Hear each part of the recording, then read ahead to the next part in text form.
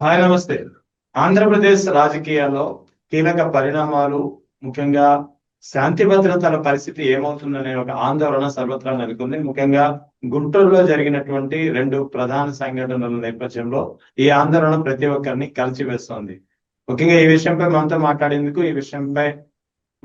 మాట్లాడేందుకు గుంటూరుకు చెందినటువంటి ప్రముఖ లాయర్, జనసేన నేత రజనీ గారు ఉన్నారు. ఆమెను అడిగి అసలు గుంటూరులో పరిస్థితి ఎలా ఉంది, అసలు ఏం జరిగింది, దీనికి కారకులు ఎవరనేది తెలుసుకోవాలి. నమస్తే మేడం. నమస్తే నమస్తే అండి. నిన్నటి నుంచి బాగా వైరల్ అవుతున్నారు మీరు. ఆ ఇన్సిడెంట్ సంగతి పక్కన మీరైతే బాగా టాపిక్ లోకి వస్తున్నారు. అసలు ఏం జరుగుతుంది, ఏమవుతుంది రాష్ట్రంలో, మీరేమంటున్నారు? సార్ ఒక్కటి సార్, ఫస్ట్ మీరు జనసేన ఏదో ఇంకేదైనా చెప్పుంటారేమో, బట్ అది డ్రాప్ అవును. అయిపోండి సార్. ఎందుకంటే జనసేన ఓకే. రాష్ట్ర అధికార ప్రతినిధి అనే ఒక పదవి పవన్ కళ్యాణ్ గారు గతంలో ఎలక్షన్ కి ముందు నాకు ఇచ్చినారు సార్. అవును ఇవాళ మేడం. రోజున నేను ఆ పదవిని పక్కన పెట్టి ఒక ఓకే. న్యాయవాదిగా చేయాలనుకుంటున్నాను. దాంట్లో కూడా ఒకవేళ పవన్ కళ్యాణ్ గారి అభిమానిగా నేను ఏమైనా మాట్లాడొచ్చు, కానీ జనసేన రాష్ట్ర అధికార ప్రతినిధిగా కూటమి ధర్మాన్ని కాపాడాలి. సో అంటే యు ఆర్ కూటమి. Nowhere so you are nowhere concern connected with Janasena now. అవును సార్. అంటే మీరు ఓకే, రైట్. మాజీ ఎమ్మెల్యే, మాజీ ఎమ్మెల్సీ అలా రైట్, చెప్పుకుంటారు రైట్. చూడండి. రైట్, అట్లా రైట్, రైట్. మాజీ జనసేన అని చెప్పుకోండి sir. Right but madam, no ఏంటంటే ఇష్యూస్. నేనేం నమ్ముతానంటే సార్, మనము ప్రజల్ని కాపాడితే ప్రజలు కూటమిని కాపాడతారు. ఎప్పుడైతే ఓకే. మనం కూటమిని కాపాడుకోవాలనే తాపత్రయం ఉంటామో, మనము ప్రజలకి ఇక్కడ దూరం అయిపోతాం. ముందు కార్యకర్తలకి దూరం అయిపోతాం, ప్రజలకి దూరం అయిపోతాం, మన సిద్ధాంతాలకి దూరం అయిపోతాం. రాజకీయం ఎప్పుడు ఇలాగే ఉంటుందేమో సార్. ఎందుకంటే ఉమ్. గొప్ప పార్టీ పెట్టారు. మన అంబేద్కర్ గారు కూడా పార్టీ పెట్టారు. అంబేద్కర్ గారు రాజకీయాల్లోకి వచ్చారు, పోటీ చేశారు. తర్వాత రాజకీయాల్ని త్యజించి రాజకీయాలకి ఇక్కడ దూరంగా ఉండిపోయారు. తర్వాత ఇంకా చాలా మంది పెద్ద పెద్దలు, వావిలాల గోపాలకృష్ణయ్య గారు ఒక ఒక ట్రిప్ ఉమ్. కాంగ్రెస్, ఒక ట్రిప్ ఇండిపెండెంట్, ఒక ట్రిప్ మన కమ్యూనిస్ట్ పార్టీ, ఇలాగా. అంటే సిద్ధాంత విరుద్ధంగా వాళ్ళు పోలేరు. వాళ్ళు అందుకే ఎక్కువ కాలం రాజకీయంలో మనుగడ సాగలేరండి. రాజకీయం అంటే ఇనుముకు కూడా చెద పట్టేస్తుంది, తుప్పు కాదు, చెద యా. పట్టేస్తుంది. సో అందుకనే ఒకవేళ మేము ఎక్కువ ఇమడలేమండి రాజకీయంలో. ఎందుకంటే ఇవాళ జరిగింది 100% తప్పు సార్. దాన్ని ఇన్ని సంవత్సరాలు ముఖ్యమంత్రిగా పనిచేసిన చంద్రబాబు గారికి ఎందుకు అర్థం కావట్లేదు? ప్రతిపక్ష నాయకులు ఇళ్ల మీద దాడి అది కరెక్ట్ కాదు, ఆ విధానం తప్పు అన్న పవన్ కళ్యాణ్ గారు ఎందుకు మాట్లాడలేదో నాకు నిజంగా అర్థం కావట్లేదు సార్. ఎందుకంటే ప్రశ్నించే పార్టీ, తప్పుని ప్రశ్నిస్తాం. ఇది తప్పు. ఇది యథార్థం. సిట్, సిబిఐ ఒక కేసు ఇన్వెస్టిగేషన్ చేస్తుండగా, is an a part of the investigation. మీరు వీళ్ళే నేరగారులంటూ, ఈ పాపం ఇది వీళ్ళకే తగిలిందంటూ మీరు ఫ్లెక్సీలు కట్టి వాళ్ళ గురించి అలా పెట్టడం, ఆ 40% ఓటింగ్ ని రెచ్చగొట్టడం. యా. ఊరుకోరు కదా ఆ మాదిరిగా ఫ్లెక్సీలు కడితే, అది కోపం కదా. సో అవునండి. గొడవ అవుతుంది. గొడవ అవుతుందని తెలిసినప్పుడు ఆ ఫ్లెక్సీలు ఎలా కట్టారంటే వీళ్ళకి గొడవలు కావాలా? ఈ విషయం గౌరవ ఎస్పీ గారికి తెలుసు. మున్సిపల్ కమిషనర్ కి తెలుసు. సరే అట్లా మీరు ఫ్లెక్సీలు కట్టి ఆయన ఫోటో పెడితే వాళ్ళు ఊరుకుంటారు సార్. ఏంటా, ఏం చేస్తారో చేయమని మేమేంటో చూపిస్తాం అని ఉమ్. విర్రవీగి ఫ్లెక్సీలు కదండి, అది తప్పు కదా. అది ఫ్లెక్సీ ఫస్ట్ రోజు నేను చూసినానండి. ఆ రోజు భీష్మ ఏకాదశి. నాకు ద్వారకా తిరుమల స్టేషన్ లో ఒక చిన్న కేసు ఉంటే నేను అక్కడికి వెళ్ళి స్వామి దర్శనం చేసుకొని వెనక్కి వస్తుండగా చూసా. అదే ఆ రోజే అనుకున్నా, ఏదో ఒక విధ్వంసం జరిగే వరకు వీళ్ళు ఫ్లెక్సీ తీసేలా లేరు. ఈ ఫ్లెక్సీ లేనిపోని ఉమ్. గొడవలకి తార్కాణం అయ్యేలాగుంది. అది తీసేస్తే బాగుండు, అలా కట్టకూడదు అని నాకు అనిపించింది. ఉమ్. వెంటనే ఈ గొడవలు. ఆఖరికి సార్ కష్టపడి ప్రాణాలకు తెగించి ఇళ్లలో, వాళ్ళెవరు బయటికి రాలేదేమో సార్, ఇళ్లలోంచి బయటకు వచ్చి తలకాయలు పగలు కొట్టించుకొని గొడవలు అయ్యి కేసులు పెట్టుకొని ఇల్లు ఒళ్ళు గొల్ల చేసుకున్న కార్యకర్తలకు తెలుసు సార్ ఎంత కష్టపడి ఆ కూటమి ప్రభుత్వాన్ని ఫామ్ చేసినారు. యా. అట్లాంటిది వీళ్ళు కర్రలు పట్టుకొని సార్ ఫ్లెక్సీ కాడ కాపలాగా వస్తున్నారు సార్. చెయ్యి వేయి చూద్దాం. అది ఎలా అనిపిస్తుందంటే, నా భరతమాత భూమి మీదకి నువ్వు రా చూద్దాం అని ఒక బ్రిటిష్ వాళ్ళని భారతదేశ స్వతంత్రోద్యమంలో నాయకులు అడుగుతారు చూడండి. అవునవును. ప్రాణాలకు తెగి మా భూమి మీద అడుగు పెట్టు చూద్దాం, మా మట్టిరా ఇది అని పోరాటం అనే ఒక ఫీలింగ్ తెప్పించేసినారు వీళ్ళు. ఆ కర్రలు పట్టుకొని రారా, చెయ్యేరా చూద్దాం, చెయ్యి నరికేస్తా. ఫ్లెక్సీని కాపాడడం కోసం ఆ గవర్నమెంట్ ఫామ్ చేసింది. అమరావతి మీద చెయ్యే చూద్దాం అనొచ్చు, బాగుండు. ఒక ఆడబిడ్డ మీద చెయ్యిరా చూద్దాం మా ప్రభుత్వంలో తాట తీసేస్తాం, తొక్కి పెట్టి నారదీస్తాం అనండి బాగుండు. ఫ్లెక్సీల్ని అవును. కాపాడతారట. ఫ్లెక్సీల్ని కాపాడడానికి వీళ్ళు ఒక్కొక్కరికి ఒక్కొక్క శాఖ చైర్మన్లు ఇచ్చారు. మరి అందరూ అల్లటప్ప వాళ్ళు కాదు సార్. ఒక్కొక్కళ్ళు ఒక్కొక్క శాఖ చైర్మన్. వడ్రాణం హరిబాబు, డేగల ప్రభాకరు గారు, తర్వాత ఆవిడెవరు వందన గారు. ఆవిడైతే 10 అడుగులు ముందుకు వెళ్ళిపోయింది. ఒక గ్రంథాలయ శాఖ చైర్మన్ అంటే కోడలి ఏజెంట్ కూడా శివప్రసాద్ గారు. కదండి ఆవిడ. సార్ కోడలి శివప్రసాద్ గారి నుంచి, కన్నా లక్ష్మణ్ గారి నుంచి, తర్వాత ఇప్పుడు పత్తిపాడు ఇన్ఛార్జ్ అన్ని ఆవిడే సార్. ఉమ్. ఆవిడ నువ్వు మొగోడు అయితే రారా అంటది. అరే నేను మొగోడిని అని వాళ్ళు బెయిల్ మీద బయటకు వచ్చాక నా మొగోడిని అయితే రా అన్నావు, కానీ మొగోడిని అంటే ఉమ్. ఏంటది అసలు? ఎవరిని రెచ్చగొడుతున్నావు? ఎక్కడికి వెళ్ళిపోతున్నావు? నీ వయసు ఎంత? మేం అవును. మాట్లాడితే ఏమ్మా, కోపంలో మాట్లాడితే ఎలా అమ్మా అని మీరు మాకు అనుకోవచ్చు. చెప్పొచ్చు. ఆమె వయసులో కూడా పెద్ద ఆవిడ ఆమె. వయసు ఎక్కువ, రాజకీయ అనుభవం ఎక్కువ. కోడెల శివప్రసాద్ గారితో పనిచేసిన ఆవిడ. ఉమ్. బాంబులు పెట్టారా, బాంబులు ఇచ్చినారా, ఏంటి అవన్నీ మీకు తెలుసు కదా. అట్లాంటి స్టేజ్ నుంచి దాటి కష్టపడి ప్రభుత్వం ఫామ్ చేసుకుంటే చక్కటి పరిపాలన అందించాలి. విదేశాల నుంచి కంపెనీలు తీసుకురావాలి. 33,000 ఎకరాల రైతులే నెత్తి పట్టుకుంటున్న పరిస్థితుల్లో 40,000 ఎకరాలు కలెక్ట్ చేస్తున్నాం ఇంకా కూడా. వాళ్ళకేం అవును. భరోసా ఇస్తాం? ఇలా కొట్టుకు చేస్తే అవతలోడు వచ్చేస్తే ఆ 40,000 ఎకరాల భూములు ఇచ్చిన వాళ్ళు మళ్ళీ రిటర్న్ వెనక్కి ఇచ్చేయాలేమో. అంతే మనం కదా. ఏం చేయగలుగుతాం? అవును. అసలు అర్థం కాని పరిస్థితి సార్. ఈ మధ్య మీరు చూసుంటారు, ఒక రైతు గుండె ఆగిపోయింది అవును. రామారావు మాట్లాడుతూ. అనే రైతు. రామారావు రైతు పేరు. ఒక ఎమ్మెల్యేతో మాట్లాడుతున్నాడు, ఉమ్. పోట్లాడుతున్నారు. ఏంటి మా బతుకులేంటి, మా బతుకులేంటి, మీ కాళ్ళ కింద చెప్పులమా మేము? ఇక్కడ కాదు అక్కడ, అక్కడ కాదు ఇక్కడ అంటారు. మాకు సింగపూర్ టౌన్షిప్ దగ్గర మీరు ఇచ్చిన ఫ్లాట్లు అక్కడ ఇవ్వట్లేదు, ఇక్కడ ఇస్తామంటున్నారు ఏంటన్నా. అసలు సింగపూర్ ఫ్లాట్లేవి, సింగపూర్ ఉమ్. టౌన్ ఏది? ఊరి దేవుడు. అసలు నాకు ఆశ్చర్యం వేసింది ఏంటంటే, ఈ పెద్ద ఆయన నాకు ఇవ్వాల్సిన ఫ్లాట్ సింగపూర్ ఫ్లాట్ల దగ్గర ఎక్కడో చెప్తున్నాడు. సింగపూర్ ఏది, ఫ్లాట్ ఏది, డెవలప్మెంట్ ఏది?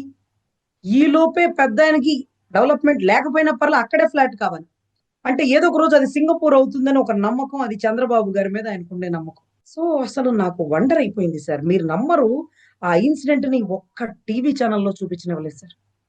ప్రముఖ టీవీ ఛానల్స్ వాళ్ళకి సంబంధించిన ఏ ఛానల్లో సార్. ఒక రైతు గుండె ఆక్రోషంతో అయిపోయింది. ఆ గుండె అమరావతి ఉద్యమంలో కూడా ఒక్క గుండె ఆగలేదు సార్. మీరు నమ్మరు, ఏ పోలీసులతో గలాటా పడుతూ కూడా ఒక్క గుండె ఆగల. ఎంతో మంది అనారోగ్యంతో చనిపోయారు, తర్వాత ఇంట్లో ఉండి చనిపోయారు. ఇంకోటి పోట్లాడుతూ పోలీసు వాడి మీదనో, ఒక రాజకీయ నాయకుడి మీదనో, ఒక ధర్నాలో కూర్చున్నగా ఏ గుండె ఆగల. ఆ రోజు ఆగిపోయిన గుండె నాకు నిజంగా కనువిప్పు కలిగించింది సార్. ప్రశ్నించేస్తారేమో, రాజధాని రైతులు తిరగబడిపోతారేమో అనుకున్నా. అయినా సరే మా గుట్టు బయటికి రాకూడదు అన్నట్టుగా వాళ్ళు ఆ 33,000 ఎకరాలకి ఇంతవరకు ఒక దిక్కు దిశానం లేదు. 40,000 ఎకరాలు మూడో కంటికి తెలియకుండా కలెక్ట్ చేసుకున్నారు. దీనికి మాకు అంటే సంబంధమే లేదు. ఇన్ని ఇంత దౌర్జన్యం అంటే ఒకవైపు గుంటూరులో అరాచకాలు జరిగినాయి, ఇళ్లపై దాడులు, మాజీ మంత్రుల ఇళ్లపై. మరోవైపు ఇప్పుడు మీరు చెప్తున్నారు అమరావతి రైతుల విషయంలో కూడా మీకు చాలా ఆక్రోశం కలిగిందని చెప్పి. సో ఇన్ని జరుగుతుంటే ఒక సాధారణ మహిళగా, ఒక జనసేనకు చెందినటువంటి అంటే నిన్న ఇప్పుడు పార్టీలో లేరనుకోండి, నిన్నటి వరకు ఆ పార్టీకి చెందినటువంటి మహిళగా మీకే ఇంత ఆవేదన కలిగితే ప్రశ్నించడానికి పార్టీ పెట్టానన్న మీ అధినేత ఎందుకు ప్రశ్నించలేకపోయారు? సార్ అది 33,000 ఎకరాలు వచ్చినప్పుడు ఫస్ట్ ఆయన బయటకు వచ్చినారు సార్.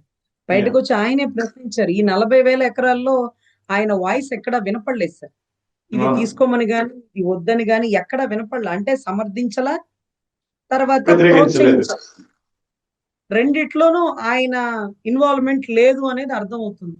భూములు ఇవ్వండి, అసలు అసలు ఎలా ఇస్తున్నారు రైతులు? అక్కడ ఏమన్నా గొడవలు జరుగుతున్నాయా? ఏం సెటిల్మెంట్ చేస్తున్నారు? అంతా కూడా ఇప్పుడు ఆ ఏరియా కాన్స్టిట్యున్సీ మంత్రి నారాయణ గారు చూస్తుంటారు, మున్సిపాలిటీ విభాగం ఆయనది లేదు, తెనాలి శ్రావణ్ కుమార్ ఆయనది లేదు. ఇప్పుడు ఓన్లీ పెమ్మసాని చంద్రశేఖర్ గారే ఎక్కడెక్కడ భూములు కలెక్ట్ చేయాలి ఏంటనేది పూర్తిగా అతని హ్యాండ్ ఓవర్ లోనే ఉంది అని విన్నాను సార్. సో ఎనీవే మంచిదే, కానీ కాదనట్లేదు. ఎక్కడన్నా వాళ్ళకి ఇబ్బందులు ఉన్నప్పుడు కొంచెం కూర్చొని సెట్ చేయండి. 40,000 ఎకరాలు ప్లస్ 33,000 ఎకరాలు ఇంకా గవర్నమెంట్ భూములు, అటు విశాఖ భూములు ఇంకా చాలా ఉన్నాయి. ఇవన్నీ కూడా డెవలప్ చేయాలంటే చాలా సమయం పడుతుంది.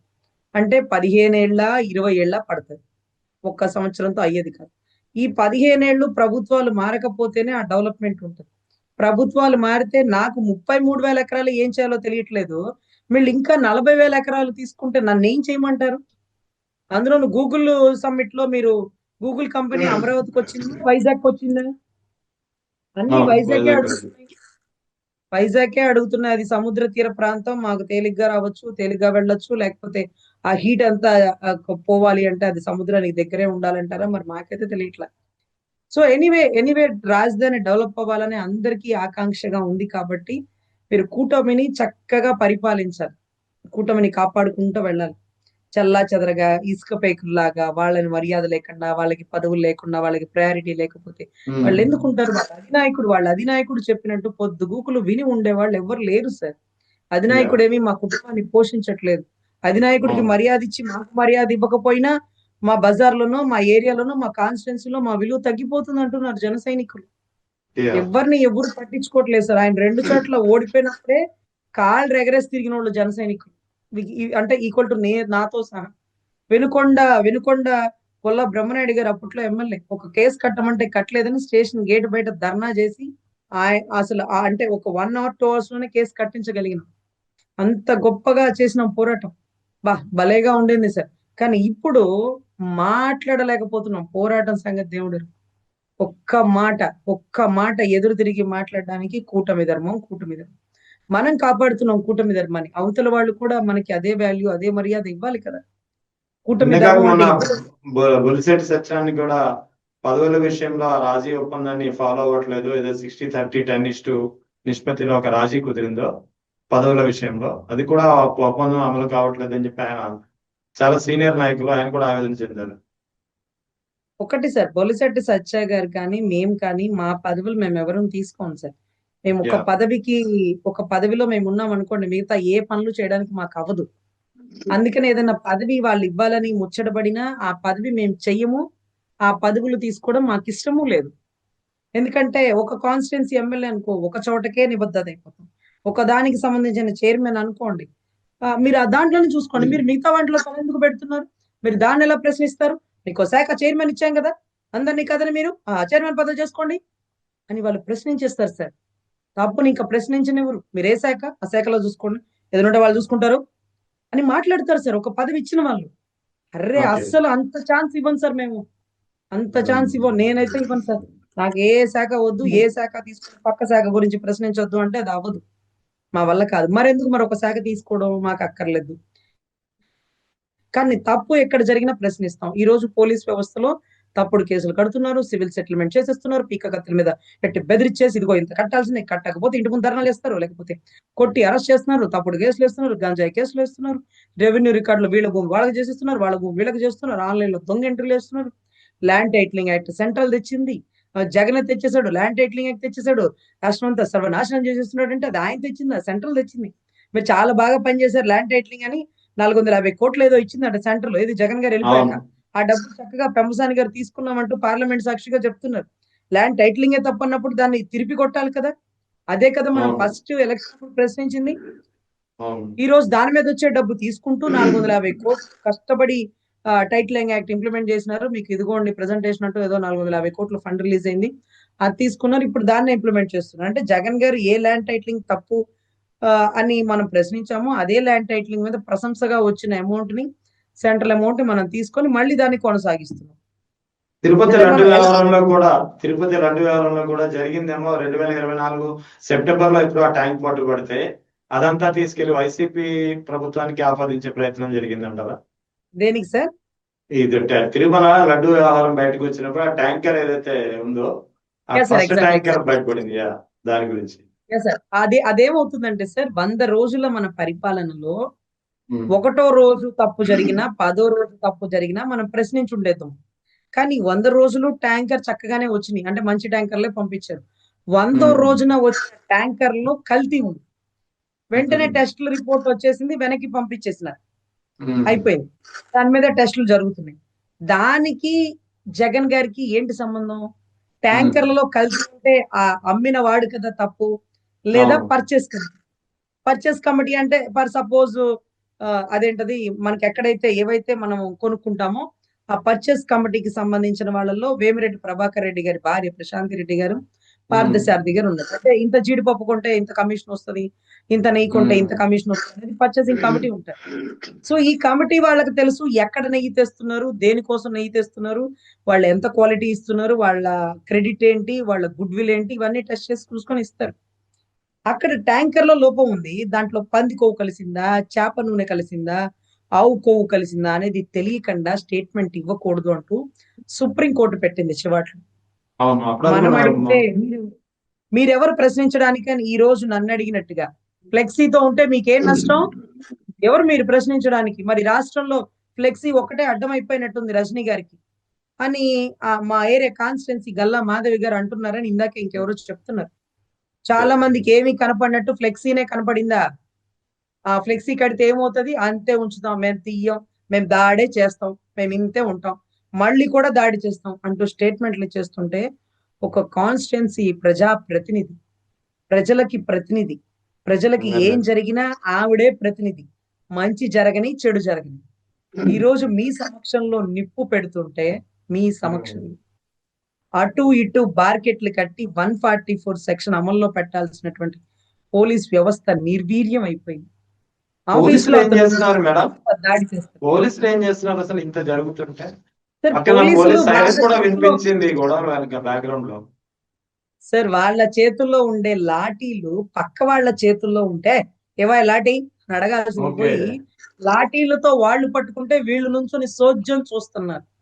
నేను అడిగిన సిఐ గారిని, పోలీసులు మీ చేతిలో లాఠీలు ఉండాలి సార్, వాళ్ళ చేతులు ఏంటంటే రజనీ గారు అంబటి రాంబాబు గారి కారులో కర్రలు ఉన్నట్టు మాకు సమాచారం వచ్చిందండి. మీకు వచ్చింది, మీరు వాళ్ళకి చెప్పారా, లేకపోతే వాళ్ళకి వచ్చింది ఆ సమాచారం మీకు చెప్పారా? సరే మీకు చెప్తే మీరు బందోబస్తు ఒక 200 మందిని పెంచుకోండి, ఒక 1000 మందిని తెచ్చుకోండి. వచ్చేది అవును. వీరుడు సూర్యుడు అంబటి రాంబాబు కాబట్టి ఆయన ఎదుర్కోవడానికి మీ శక్తి సామర్థ్యాలు చాలక ఒక 1000 మంది బందోబస్తుని పెట్టుకోండి, బాగుండేది. వాళ్ళ చేతుల్లో కర్రలు పెట్టి మీరు వాళ్ళ పక్కన ఉంచడం ఏంటి? కర్రలు ఉండే సాంప్రదాయం ఎవరి చేతుల్లో ఉంటది? లాఠీలు కానిస్టేబుల్ అవును. చేతిలో ఉన్న తప్పలేదే, ఒక ఎమ్మెల్యే చేతిలో లాఠీ ఉండకూడదు, కానిస్టేబుల్ చేతిలో ఉన్న తప్పలేదు, హోంగార్డ్ చేతిలో ఉన్న తప్పలేదు, కానీ ఒక ఎమ్మెల్యే చేతిలో ఉండకూడదు. కానీ అలాంటిది శాఖ చైర్మన్లు చేతిలో కర్రలు పడుతుంది, ఏంట్రా చూసుకుందాం, ఫ్లెక్సీ మీద చెయ్యి నరికేస్తారంట. మరి అవును, ఎంతమంది చేతులు నరికాడు, కాళ్ళు నరికాడు ఇలా, ఇప్పుడు వచ్చి చేతులు నరుకుతాడు, ఈయన నరికిస్తే నరికించుకుంటారు కూర్చొని అక్కడ. ప్రభుత్వం ఉంది కదా అని అలా మాట్లాడకూడదు సార్. ప్రభుత్వం లేకపోతే మనం ఎక్కడ దాక్కోవాలి, ఏ రాష్ట్రం పారిపోవాలి, ఏ దేశాలు పారిపోవాలి? అందుకే కదా జగన్ గారు అంటుంటాడు, సప్త సముద్రాలు దాటినోడం కూడా పట్టుకొస్తానని. రిటైర్మెంట్ అయ్యి వెళ్ళిపోతా నాకెందుకులే అనుకుంటారు, అయినా కానీ తెస్తానని ముందే హింట్ ఇచ్చారు. ఒకటి ఆయన్ని రానివ్వకుండా ఉండాలి అంటే మనం కలిసి ఉండాలి. కలిసి ఉండాలంటే ఒకరి ప్రాధాన్యత ఒకరు తగ్గించుకుంటే ఉండరు. ప్రాధాన్యత అంగుళం కూడా తగ్గకూడదండి, అంగుళం కూడా తగ్గకూడదు, ఈక్వల్ టు ప్రయారిటీ ఉండాలి. మీరు పదవులు ఇవ్వకపోయినా పర్లేదు, ప్రాధాన్యత రెండు. రజనీ గారు కూర్చొని మనుషులు దాన్ని మీకు ఏదో అడుగుతున్నారు కదా, చెప్పండి బాగుంటుంది. పదవి ఉన్నా మేము అడిగేది అదే, పదవి లేకపోయినా అడిగేది అదే కదా. ఏమైనా చిన్న చిన్న పనులు ఎవరైనా ఇప్పుడు ఈ విషయంలో ఓవరాల్ ఇష్యూలో ఎవరు మాట్లాడకపోయినా, ఎవరు నోరెత్తకపోయినా, మీరు జనసేన అయ్యుండి కూడా మీ గొంతే ఫస్ట్ వాయిస్ వినిపించింది. ఇంత అలా మీరు బయటపడడానికి కారణం ఏముంది, మిమ్మల్ని ప్రేరేపించిన అంశాలు ఏంటి? Last question sir. ఒకటి మీరు నా గురించి తెలుసుకోవాలంటే తెలంగాణ దిశ కేసులో తెలుసుకోండి సార్. దిశ ఎన్కౌంటర్ కేసులో ఈ ప్రజా నాయకులు, ఈ రాజకీయ నాయకులు, ఈ పార్టీలు, ఈ ఎమ్మెల్యేలు, ఈ జనం, ఈ సామాజిక వర్గాలు ఎవ్వరు లేరు సార్. నేను ఒక్కదాన్ని వన్ అండ్ ఓన్లీ ఆర్మీ లాగా తెలంగాణ కేసుకి వెళ్ళి అక్కడ కేసీఆర్, కేటీఆర్, సజ్జనార్ వీళ్ళందరికీ ఎదురుగా నిలబడి నలుగురు, ఎవరో ఏ కులమో తెలియదు, ఏ మతమో తెలియదు, వాళ్ళ కోసం సహాయంగా నిలబడి అవతల పోలీసులకు సంబంధించిన సజ్జనార్ గారి అభిమానుల, రామ్ గోపాల్ వర్మ గారు ఆ సినిమా తీపోతే ఆయన దాపానా, రాళ్ళేసి కొట్టారా సార్? రాళ్ళేసి కొట్టినా మీకు తెలీదు, రక్తం వస్తే చూసే వాళ్ళకి జాలి కలుగుతుందేమో. కానీ ఒక రోజున గద్దరన్న నాతో చెప్పారు, అమ్మా నీ మీద ఏదో ప్రయత్నం చేస్తున్నారు, చంపే ప్రయత్నం, నువ్వు జాగ్రత్త, అసలు వద్దు, ఈ కేసుతో నీకెందుకు, వాళ్ళు ఎవరమ్మా తల్లి, మీ రాష్ట్రం వాళ్ళు కాదు, మీ కులపోళ్ళు కాదు, మీ ఊరోళ్ళు కాదు, ఎందుకంత తాపత్రయం అంటే అది ధర్మం గద్దరన్న, నువ్వు చెప్తుంటావే 10 సార్లు నీ పోరాటంలో గద్దరన్న ధర్మం గురించి చెప్తాడు అంటాం కదా, ఏది ఇది అంటే ఆయన అన్నాడు, అసలు ఒక సామాజిక స్పృహ ఒక ఆడబిడ్డలో వచ్చినప్పుడు ఆ బిడ్డకి సహకరించిన వాడెవడు, నేను సహకరిస్తా నీకు అని నన్ను అడుగడుగున ఆ ప్రతి ఇన్సిడెంట్ లో నన్ను సెక్యూర్ చేసినటువంటి వ్యక్తి సార్ గద్దర్ అన్న. అటువంటి కమ్యూనిజం సిద్ధాంతాలు ఒక రోజు బాగా కోడిగుడ్లు వేసి కొట్టేసినారు సార్. నేను కోర్టు నుంచి బయటకు వస్తుండగా ఆ ఓ ఎవరైతే ఒక ఆడబిడ్డ వెటర్నరీ డాక్టర్ సంబంధించిన కేసులో ఆ నలుగురికి కేసుకి సంబంధం లేదు, అన్యాయంగా ఇరికిచ్చినారంటూ పోరాటం చేస్తున్నప్పుడు కోడిగుడ్లు వేసి కొట్టేస్తే ముఖం ఒళ్ళు అంతా కోడిగుడ్లు అయిపోయింది సార్. అయితే వెంటనే నన్ను ఇక్కడి నుంచి వెళ్ళిపోమ్మా, ఇంకొద్దు, వాళ్ళు ఏదైనా ఇబ్బంది పెడతారు అంటే నేను అక్కడి నుంచి అంతా ముఖం అంతా కడుక్కొని వెళ్ళిన విపరీతమైన బ్యాడ్ స్మెల్ సార్. అది ఎట్లాంటి స్మెల్ అంటే అసలు ఒక మనిషి అవును. చచ్చిపోతే 10 రోజులు మగ్గిపోతే వచ్చే స్మెల్ సార్. ఎందుకంటే ఎన్నో Yeah. డెడ్ బాడీలు నేను తవ్వించి తీపిస్తుంటాను కదా, నాకు ఆ స్మెల్ గుర్తు ఇప్పటికి.